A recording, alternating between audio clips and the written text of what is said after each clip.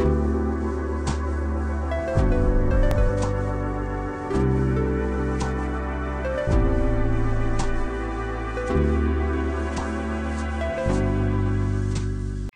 guys, so today I'm going to be bringing you my top 5 favorite eyeshadow palettes that I purchased myself of 2020. I did get some favorites from friends, and there are singles that I will be putting in another video. So one thing I want to keep in mind is that while yes, these are my favorite 5 palettes that I bought this year, they don't incorporate all of my favorites.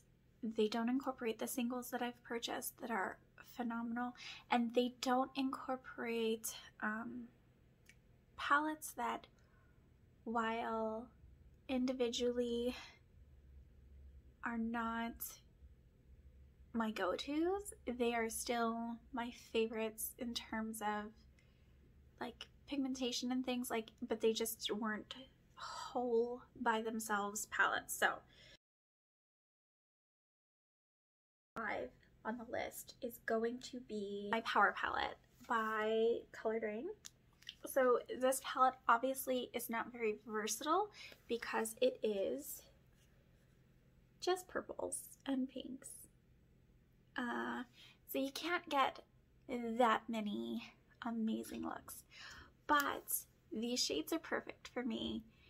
They're beautiful. The duochromes in the palette are phenomenal. The mattes work well, and I actually used, because I don't have a liner, I used the shadows in my lip today. My favorite call out shades have to be the duochromes. And these are gonna be swatched in a weird place, but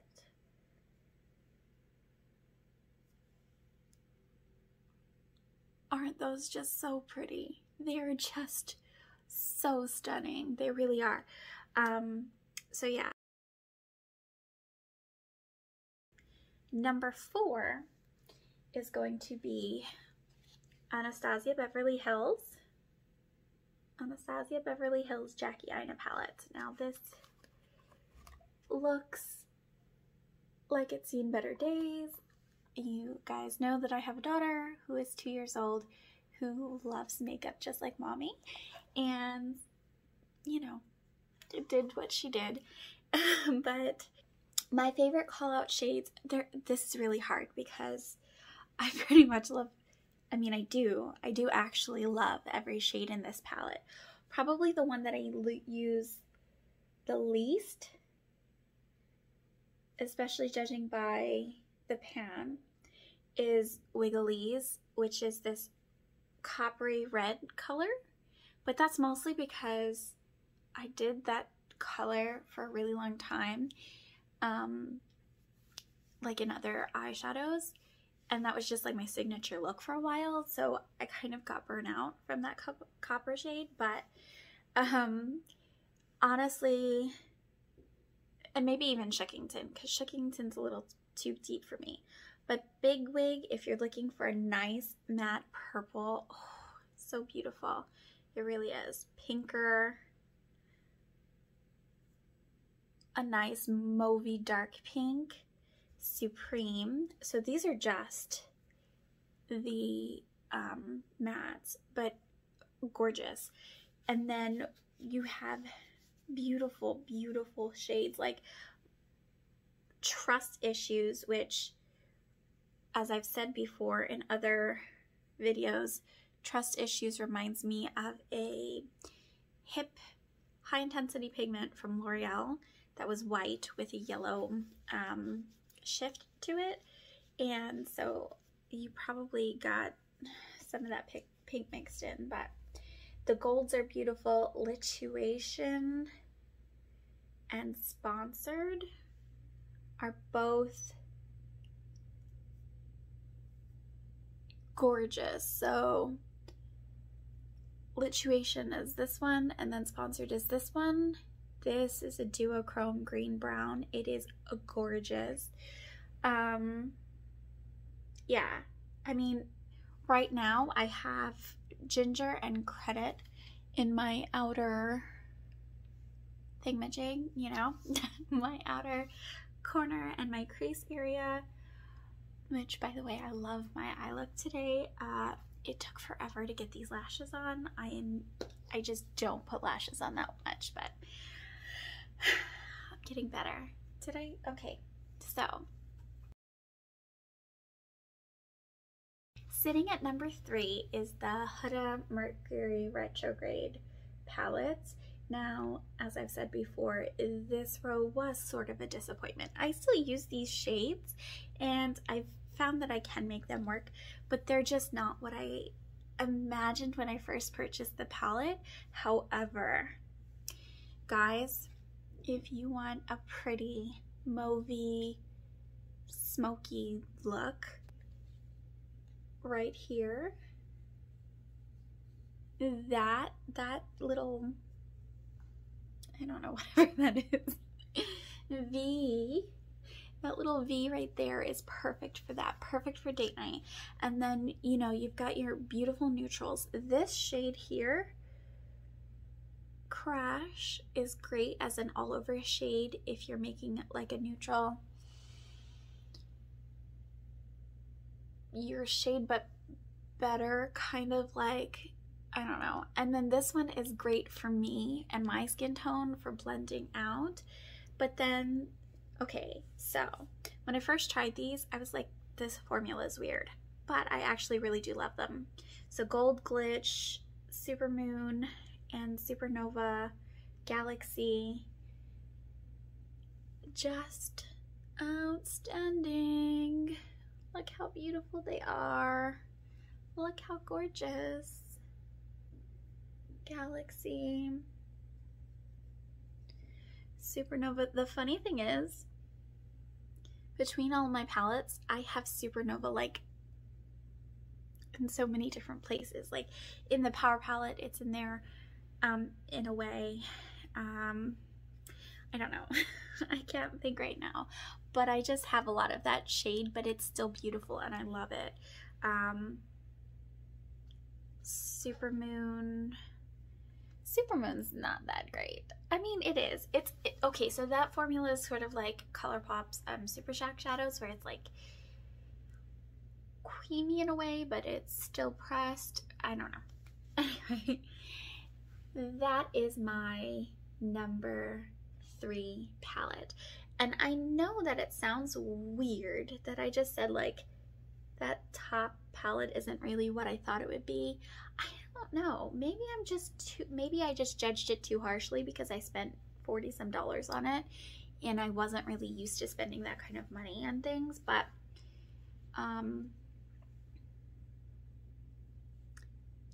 the thing is that I was able to dupe it out with a lot of ColourPop colors. So yeah, that's probably mostly why when I first tried it, like, I gave it a bad review, but the formula is really actually really good.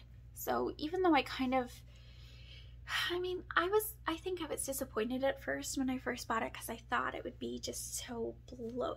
I don't know what to expect when I purchase things that are expensive. I don't know what to expect when I purchase makeup, really, because I guess when I think, okay, this thing is more money than the thing I'm used to buying, I expect somehow it to just be perfect and miraculous, like life-changing. And I just felt like it wasn't life-changing, especially the colors that I had been looking for. Like this shade here is just, it's not special. It has a black base with the teal over it, or the blue over it, but it just doesn't spark. And those shades were like the ones that I was really looking forward to. For some reason, this mint shade did swatch pretty well today. I think I tried to do a look with it I probably didn't use an eyeshadow base thinking about the time period in which I purchased it. But then when you think about it, like ColourPop, you don't need to use an eyeshadow base. And so I'm just like, you know, I don't know. But it's the palette I reach for most often because it's so versatile. It has the pops of color, it has the neutrals, it has the sexy neutrals, and it has golds and glitz and glam. So that's why I put it at number 3 for the year. I spent a lot of time justifying my purchases. This guy would be number 2. What is that scene from The Walking Dead that they memed? Coral? What does he say? What does the main guy say? I don't even remember his name anymore. That's how long it's been. But anyway, Coral, the Nubian 3 Coral palette, and that was a disappointment. That was definitely a disappointment, but that was a 2019 disappointment. It wasn't a 2020 disappointment. So when everyone still kept raving about Juvia's Place, I was like, but the Nubian 3 really wasn't that fantastic. Looking back on it, actually, yeah, some of the shades are hard to work with, and it's not very versatile, you know, because everything's warm toned and coral. But yeah, so I decided to give Juvia's Place another try, and I had my eye on these. I also have my eye on the Walhalla palette, but I'm not willing to spend Walhalla money, so so I had my eye on these in a bundle for $25, and I wanted to get shipping for free too, and then like I also wanted to use a coupon code, and so all the stars aligned. October, I want to say, and so I was able to get them with a couple other things. And yeah, so the reason this one is number 2 is because, well, this one's just more fun, but the reason this one I think takes the cake over all of the other palettes that I've purchased this year, with the exception of the, okay, this is the Magic Mini and this is the Masquerade Mini. Yes. Magic Mini. So the reason the Magic Mini takes the cake over every other one besides the Masquerade is because, I mean,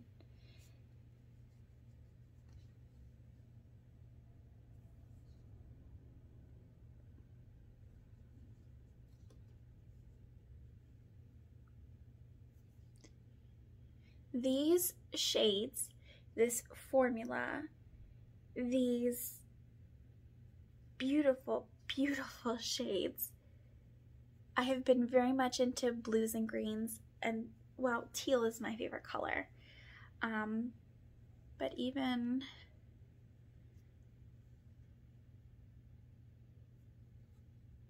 I mean, just highly pigmented, blends very well, blends like a dream, just makes your eye look fantastic, and it's so versatile. You have the blues and the greens, you have that one royal purple color, then you also have red and orange and warm tones, and Cassie is a beautiful blending shade for my skin tone, or like upper brow bone color. And Nubia honestly is just perfect. I did not expect myself to like this like lime green, well, yellow green gold. I guess that's how I would describe it. It's a yellow gold, but it's like got a green tinge to it, and it's honestly perfect for inner corner. It's perfect for under the lash. It's just beautiful. It's just so pretty. So, and then how could I be remiss showing you Faso, which is a beautiful purple too. I mean, honestly, it's just stunning. The way that the formula just works is just stunning. Masquerade Mini. So if you look at this palette, you can tell why I like it. It's all of those shades, but brighter. So the Magic Mini is a little bit more subdued, and the Masquerade Mini is messy, or I'm messy anyway, is just bright as can be, and then beautiful like wedding tones to me. This palette I think would be great for a wedding. I think this palette would be great for travel. I think this palette would be great for party. So you've got Chi, Melly, Dahlia,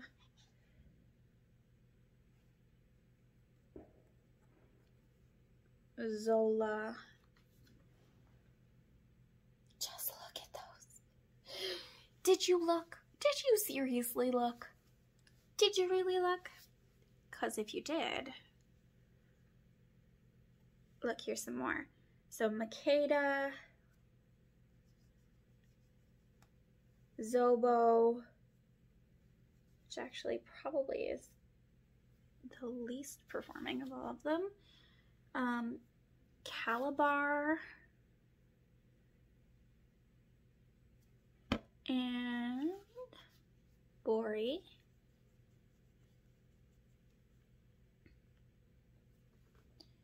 Come on, guys. Are you looking?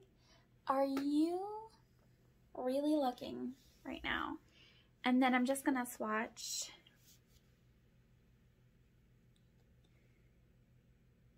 Giza,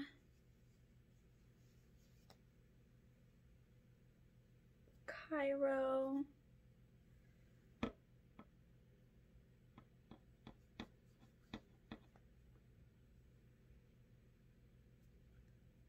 okay, 8 is not very good either. I mean, it's not that it's not good, it's just that it's not swatching well. Why didn't I just swatch all of the bottom 2 rows? Look at that.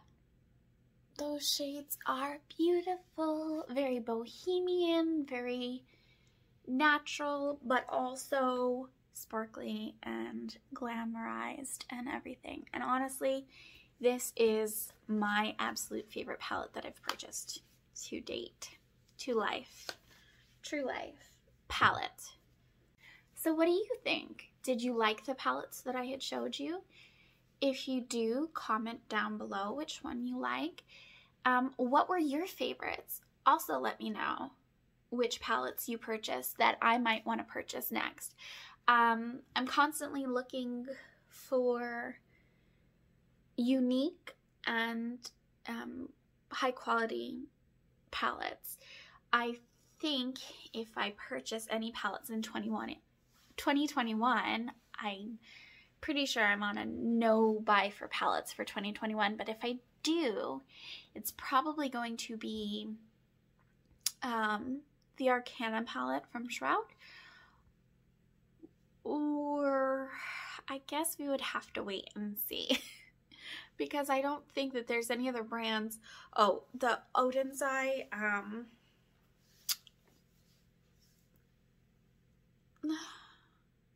the second release, I can't think of the name, but the Odin's Eye one, those will probably be on my desirable list, and we'll see what new makeup comes out in 2021.